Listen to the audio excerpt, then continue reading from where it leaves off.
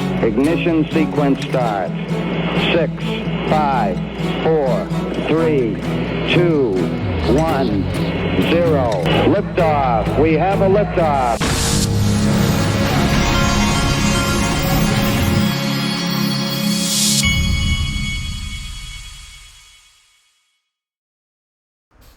Hey everybody, this is the Digital Asset Investor, and look what is coming out. The XRP Las Vegas swag is apparently being mailed out. Mike Jansen, who did do my intro and my outro and has been sending me updates on those for years now, he has gotten his XRP Las Vegas swag. Apparently he's going to be there. Did not get to meet him last year, so I hope I get to meet him this year. But there are only 2 days left until the prices on XRPLasVegas.com go up. So you might want to go ahead and get your tickets if you haven't already. All right. Wanted to show you a little bit of this. This is Anthony Pompliano doing his Bitcoin propaganda on Bloomberg, which is one of the propaganda outlets for Bitcoin. What was it, last week or a week and a half ago? We were down around 60,000. You get a nice bump back up. 66,000 today, Shonali. 66,000, but still off those highs. Let's take that contrarian view too. Taking a look at Bitcoin climbing following the weekend's halving. Remember, the halving cuts the number of Bitcoin produced daily in half. We're going to discuss that more with Pomp Investments founder Anthony Pompliano. And I think you sit here on a Monday, calm after the storm, and you wonder, did it work? I mean, the halving worked, but did it really create that catalyst for crypto that everyone expected? Yeah, one of the things that everyone wants to see is like the halving occurs and a minute later, all of a sudden the price goes up or down or sideways, what's going to occur. But what we've seen historically is that the halving does take some time to kind of work in. There was great research that came out of Bitwise, and what they showed was in the month before the halving, the average return over the last couple of bull markets has been 19%. In the month after the halving, it's been 1.7%. So you'd say, oh, if I look at it as a 30-day before, 30-day after, it doesn't really matter. But if you actually look at it over a longer time frame, let's say 12 months or 18 months, the halving has marked a point where then we go up. And so it's just classic economics 101, right? If demand stays the same and you take away half of the incoming supply, the price has to adjust up or down. We get it. But guess who was on the move yesterday? Which it would be XRP. Price of XRP jumped ahead of altcoin pack, jumping 6%, as high as 56 cents. This was yesterday. What's today's date? Am I supposed to know today's date when I start the show? All right, today's the 23rd. This was yesterday when they did this tweet. Amount of wallets, 2013, holding at least 1 million XRP has been surging over the past 6 weeks, rising 3.1% and is within one wallet of all-time high. Ooh, does somebody know something? And then, yesterday, this happened, folks. Gross abuse of power. 2 SEC lawyers resign over the judge's rebuke in the anti-crypto case. This was the debt box case. Zero Hedge was all over it. They were pushed out. So in other words, Coward Gary threw them under the bus when he's the one that actually should be resigning. Judge sanctioned regulator for gross abuse of power in March. How has Gary Gensler not resigned yet? Very good point, Zero Hedge. Meta lawman, who knows what's going on, says 2 of the SEC lawyers involved in DebtBox have been pressured to resign, but the court found that the misconduct in DebtBox is not isolated to a couple of individuals, but rather was a pervasive misconduct demonstrating a pattern of organized bad faith and broadly implicates the commission itself. Picking a couple of scapegoats to throw under the bus does not equate to real accountability when the problem is endemic to an organization. Below are 7 steps I recommend for true accountability at the SEC. Let's go through them. 1, criminal investigation is warranted. Well, Ethgate, hello. I think DebtBox, by the way, is just a distraction. Ethgate is the one none of them will even speak of. 2, state bars need to investigate. Think Hinman Clayton. Forget DebtBox. All of these apply to Ethgate.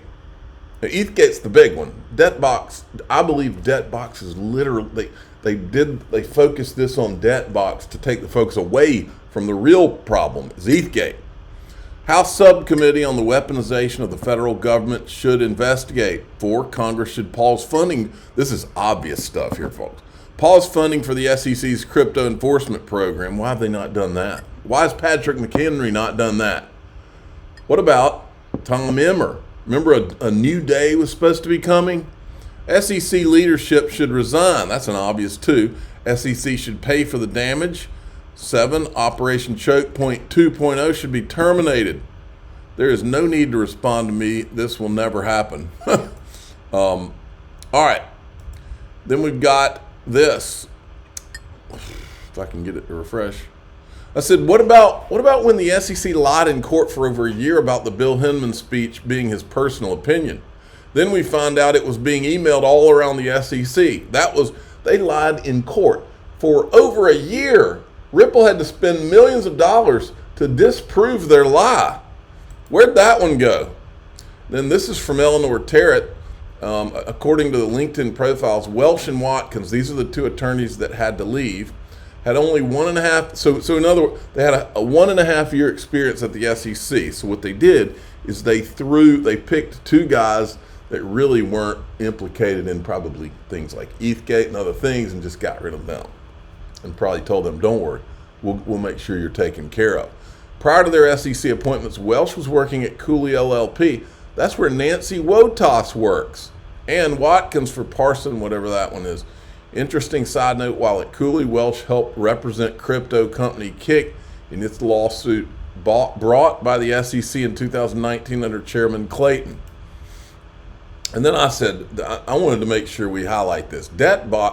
This debt box thing is a nothing burger compared to Ethgate, and the SEC lies in court there. To this day, nobody will even speak of the word Ethgate. That's where the real SEC skeletons are. Where are those resignations? Where are those investigations of Clayton and Hinman? Why has not one congressman called for an investigation? And then there's this, Hester Pierce. You're supposed to be crypto mom. You're the good guy, right? Why is Hester Pierce not safe? Why is Hester Pierce doing nothing but write-ups? Why isn't she blowing the whistle? Why is Hester Pierce not helping out in a real way instead of just writing notes? Is it because she's good cop to Gary's bad cop, and that's the way it's always been? And then I wanted to point out another obvious thing. All you have to do is raise children like I've done to understand this concept.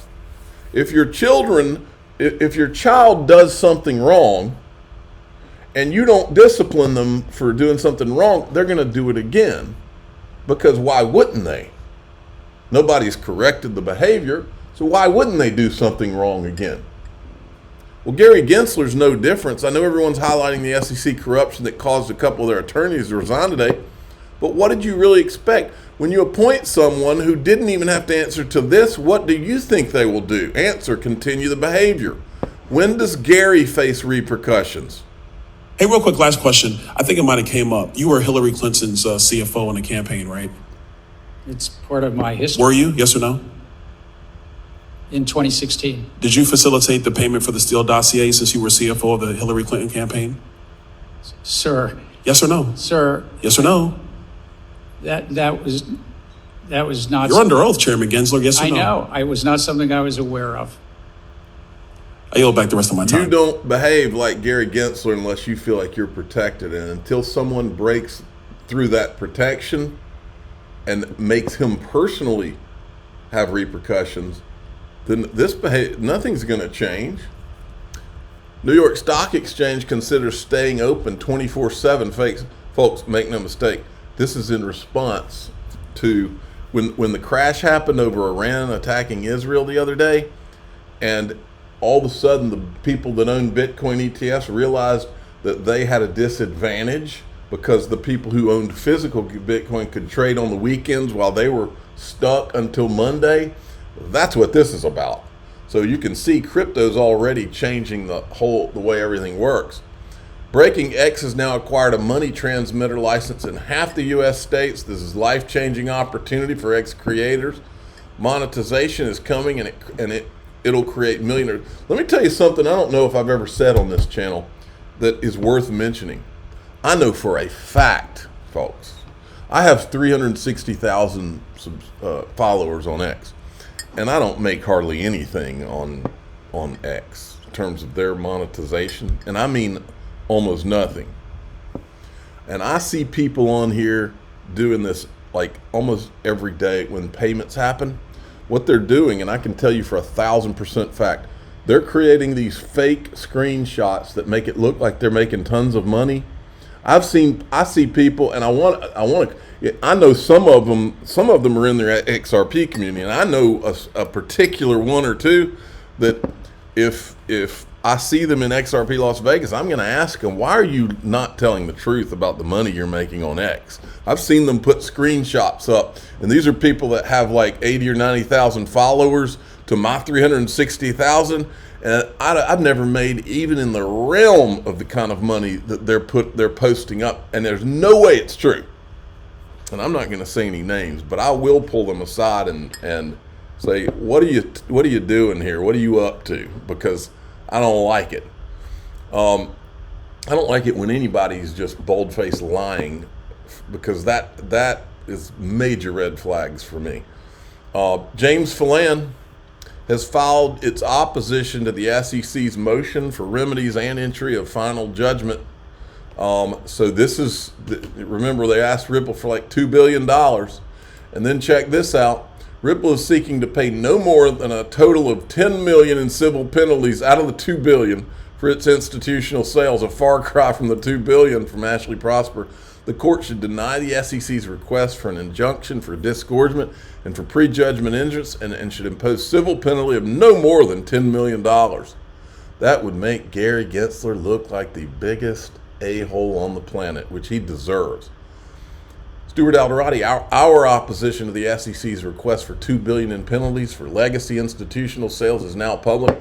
In case that had no allegations or findings of recklessness or fraud, and in which Ripple won on significant issues, the SEC's ask is just more evidence of its ongoing intimidation against all of the crypto in U.S. We remain confident that the judge will approach this final remedies phase fairly. And then Brad Garlinghouse comes in, feels apropos that we will file our response to the same day that 2 SEC lawyers resigned for their misconduct in the debt box case. The U.S. will be picking up the pieces of the agency's disastrous policies long after Gary Gensler is gone. True story. Now, we've played this clip before, but it's important. After years of investigation, and more years of discovery, the SEC does not and cannot point to any institutional buyer that lost money as a result of purchasing XRP from Ripple. This is key, folks, because this is how Ripple could just drop kick Gary Gensler. The bigger argument here, in my view, is Ripple caught a very, very lucky break recently. The Second Circuit Court of Appeals ruled at the end of last year that in order for there to be disgorgement, there have to be victims of the fraud, victims of the securities law violation. There has to be something called pecuniary harm, and that means losses, actual losses. So when you read the SEC's filing on their damages theory, they have a heading saying, hey, no problem, there's pecuniary harm here, but they don't actually identify a single purchaser of XRP who lost money. What they say is some purchasers, and remember, we're talking about sophisticated institutional buyers, hedge funds, VCs, whales buying XRP, and they bought at discounts and then presumably sold, not the next day, but periodically. And so the SEC says some of the buyers got a lower discount than others, and therefore they were pecuniarily harmed, which does violence to that term. There have to be actual losses, and they do not identify a single quote-unquote victim institution that lost money in their deal because they bought all of this XRP at some significant discounts. Yeah, and just to tie a bow on it, this concept of disgorgement, while it is a party who's done something wrong, issued an unregistered security, is supposed to give back their net profit from doing that. That money is supposed to go to victims, not to the Treasury. And so if there are no victims, the entire rationale for the disgorgement goes away. And so if there's no disgorgement, by the way, Scott, then there's no 200 million in interest. Right. Interest triggers off of disgorgement, and so that would go away. Now, caveat is you could still have a penalty in the absence of victims and a disgorgement judgment, but it would be weird for an $850 million penalty in a situation where there's no disgorgement, no victims, no restitution fund, no nothing. That would be pretty odd. And so the court then would have a lot of discretion in establishing what the penalty might be. And I think it'd be substantially lower than that 850. All right, good stuff. Now, I wanted to make sure that I pointed out in this tweet, all these people, you know, the entire crypto industry is now wanting to jump in on the whole SEC party. Everybody's gotten bold and they want to take shots at the SEC. And here's Laura Shin, who's never spoken of Ethgate. And here's Jake Travinsky, who's never spoken of Ethgate, and they don't ever want to acknowledge Ethgate. And I said, dirty little crypto secret, before the XRP army exposed Ethgate, nobody, including judges, was fighting or calling out the SEC for its corruption. You're welcome, crypto. Sincerely, XRP army. And I do mean that sincerely. Now, and I want to, I think Stephen Narioff's over the target here. See, Debtbox is nothing, folks. Ethgate's the big kahuna. And there's a reason none of them want to talk about it. And he says black swan lurking in crypto markets shadows. And he's got a write-up here. And he's right, folks. This is the big one. This is the one that takes them out. But this thing, it's not just the SEC, folks. It's CFTC too. Remember, they were meeting with both. But anyway, he's right. Now, Jeremy Hogan's going to be talking more about the SEC's big legal problems that they have in this case. He's going to be on live. When did he tweet this? So it's today. He's going to be on Crypto Law on John Deaton's channel. 1.95 billion or 10 million, or what will it be? So Jeremy Hogan's going to be talking about it. Now, in DAIXRP.com, here's what we're going to talk about. We're going to talk about possibly, now this could go in the conspiracy file, it could go in the All the World's a Stage file, but we're going to be talking about possibly the greatest sting ever conducted. It would involve crypto, it would involve politics, it would involve everything. And there's a lot of this that just tugs at your gut that will make you think to yourself, man, some part of this has to be true. That's kind of what I'm thinking. I'm the digital asset investor. I'm not an investment advisor. This is for entertainment purposes only. Please subscribe, hit the like button, and tell your friends and family. If you want to know about, this is a very interesting story, by the way. Possibly, this would be the greatest sting ever done. So, here we go.